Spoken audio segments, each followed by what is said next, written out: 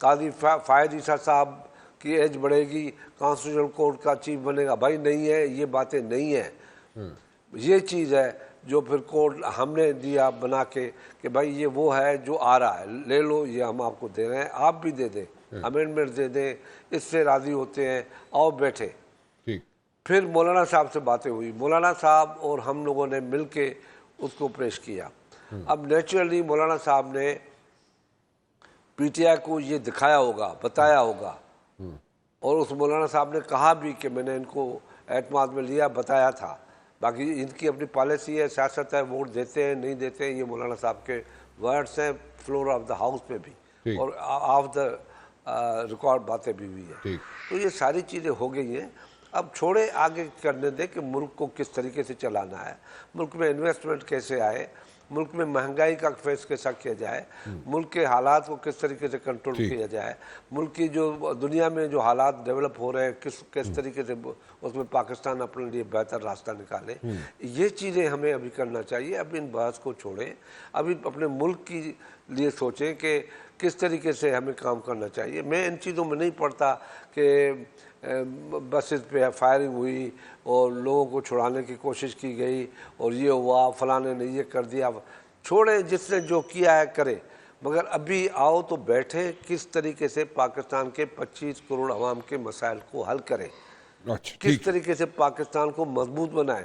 ٹھیک کس ہے، طریقے سے فلسطینی مسلمانوں کے لیے ہم کچھ کریں، کشمیریوں کے لیے کچھ کریں، ملک کے غریب لوگوں کے لیے کچھ کریں، ملک کے لوگوں کے روزگار کے لیے کچھ کریں، مہنگائی کے لیے کچھ کریں، کچھ پیٹرول، ڈیزل، گیس، بجلی سستی کیسے ہو، یہ چیزوں پہ بحث ہونی چاہیے اب۔ ٹھیک ہے، اچھا، بالکل ٹھیک ہے، بڑی اچھی اپروچ ہے آپ کی۔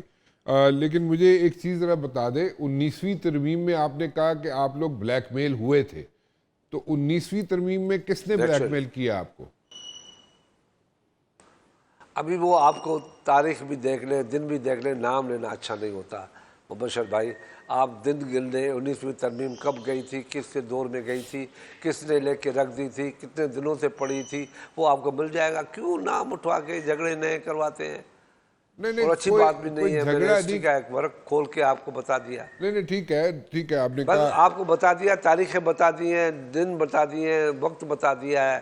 19ویں ترمیم 18ویں ترمیم کب گئی تھی، کس سال گئی تھی، کون تھا، کوئی چل، نہیں تھا، کیسے تھا، کیسے نہیں تھا، وہ ساری چیزیں آپ کو سننے والے بھی سمجھتے ہیں۔ تو اچھا، میں نام لے کے کسی کے اوپر کوئی حملہ کرنا نہیں چاہتا، چلیں بات کرنا ٹھیک ہے، نہیں چاہتا۔ 19ویں ترمیم میں آپ لوگ بلیک میل ہوئے تھے۔ مولانا صاحب جو ہیں ان کا ایٹیٹیوڈ جو تھا وہ پازیٹیو تھا، نیگیٹو تھا انیشلی، جب کیونکہ بلاول بھٹو زرداری صاحب ہوں یا آپ لوگوں کے نوید قمر صاحب ہوں، آپ سب لوگ جو ہیں وہ جاتے رہے مولانا صاحب کے پاس اور بڑا فریکوینٹلی جاتے رہے ان کی رہائش گاہ پہ، اور مجھے یہ پتہ چلا ہے کہ ان کے رہائش گاہ پہ جتنے ملازمین تھے ان میں سے آدھے ملازمین تو بھاگ گئے ہیں۔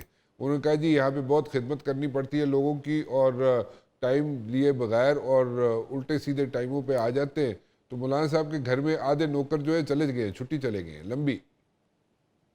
دیکھیں مولانا صاحب ایک سیاستدان ہے، مہماندار ہے، اس کا جو ہے جو دسترخوان بڑا کھلا ہوا ہے، وہ ہماری طرح چھوٹی پلیٹوں میں نہیں کھاتے، وہ دل کھول کے کھاتے ہیں، دل کھول کے وہ کھلاتے ہیں۔ اسی لیے چلے گئے نا اس ان کے لیے نوکر سارے۔ ان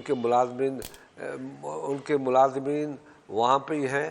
یہ لوگ جوک بنا کے چلاتے ہیں بیچارے، ایسی بات نہیں ہے۔ مولانا صاحب پہلے دن سے پازیٹیو تھے، اور وہ کہتے تھے اس کو کچھ آپ کم کریں، کچھ ہم آگے بڑھیں، اس طریقے سے مسئلے کا حل نکالیں۔ اس نے مسئلے کا حل نکالا، ہم اس کے شکر گزار ہیں۔ اچھا، بلاول بھٹو زرداری صاحب کو جو ٹاسک ملا تھا اگر دیکھا جائے تو وہ انہوں نے کمپلیٹ کیا، اور جو ڈیڈ لائن تھی اس کو بھی کمپلیٹ کیا انہوں نے، ٹھیک ہے، ساری باتیں ٹھیک ہے۔ سو اب اگر ہم کہیں اس گے، بات کو میں آپ کو تھوڑا سا میں بتا دوں، ہاں جی بتائیں۔ اس کو ٹاسک دیا تھا اس کی والدہ نے COD کی صورت میں، ٹھیک ہے، چلیں، جو انکمپلیٹ تھا۔ اس نے اپنی والدہ کا کیا ہوا کمٹمنٹ، جس میں تقریباً سارے سیاستدانوں کی سائنیں ہیں سیکنڈ راؤنڈ میں، اس میں عمران خان کی بھی سائن ہے، اسی ڈاکیومنٹ کے اوپر آپ دیکھ سکتے ہیں۔ ہاں ٹھیک ہے، ٹھیک ہے، I got your point، ٹھیک اسی ہے۔ پہ مولانا صاحب نے اس میں مولانا صاحب نے دیکھا بھی تھا، دوسرے سیاستدانوں نے، اچک زئی نے بھی اس پہ سائن کیا ہوا ہے، जो भी उस वक्त चौधरी शुजात वालों ने भी साइन किया और सब ने साइन की हुई है चार्टर ऑफ डेमोक्रेसी के ऊपर। अच्छा चले, मुझे ये बताएं कि अब नवाज शरीफ बेनजीर भुट्टो का नहीं है। अच्छा ठीक है। अच्छा मुझे ये बताएं कि अब जो पोटेंशियल कैंडिडेट हमें नज़र आते हैं वो अगर किसी जगह पे भी किसी भी स्टेज पे अगर कोई चेंजेस आती हैं, क्योंकि यहाँ पे हमने हिस्ट्री ये देखी है कि कोई भी वज़ीर आज़म जो है अपना टेन्योर पूरा नहीं करता।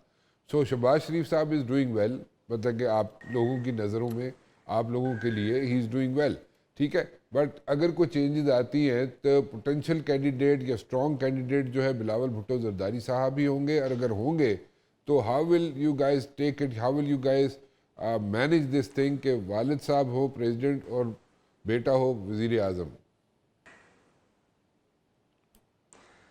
मुबशर बात यह है कि अगर होते, ये अगर लफ्ज़ जो है ना ये कंफ्यूजन पैदा करता है, अच्छा ये मुबालगा पैदा करता है, इससे लोग शकूक व शुबात में पड़ते हैं। क्यों हुकूमत चेंज होगी, किस लिए हुकूमत चेंज करेंगे? लेकिन हम शाहजी इसलिए तो नहीं बैठे हैं कि ये चीज़ें करवा के नहीं शाहजी, हम हुकूमतें चेंज करवाएं, शहबाज को हटाएं और फिर नए लोग लाएं। नहीं कोई हम 70 लोगों से, कोई शहबाज शरीफ को नहीं हम हटा रहा। 70 लोगों के साथ हुकूमत में बैठने के लिए तैयार नहीं है।